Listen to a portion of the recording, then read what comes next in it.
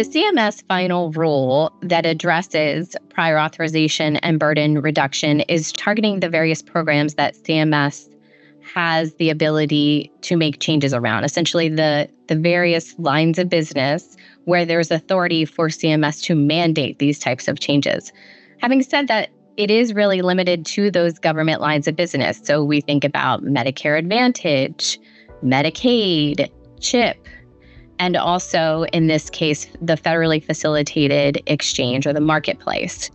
So the expectations that are outlined in the final rule are addressing a subset of the overall population. So the market that the states are trying to address is more related to the fully funded or commercial markets, whereas CMS is overseeing the authority for more of the government health plans. We saw states start the uptick in really proposing different types of changes through their legislative processes over the last couple of years to similarly address those various burdens, the turnaround times for decision making, and also considering things like when different types of clinical documentation have to be considered, what some of the expectations are when payers are on the spot to make a decision, what's allowable from a clinical documentation perspective, and really starting to try to align that in a way that doesn't inhibit the providers from doing their job and getting the patients what they need.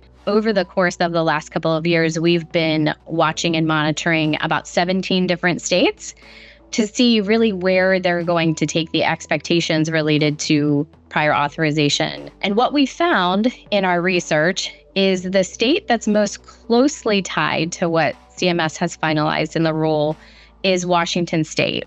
And one of the major changes that we saw between CMS and what Washington ultimately has adopted is the inclusion of prescription drugs. And we know that CMS has been very explicit in the final rule with regard to not including any expectations related to prior authorizations and drugs. We're hoping to see some additional states pick up the API requirement and formally adopt that, but that trend has really been solidified at this point only with Washington.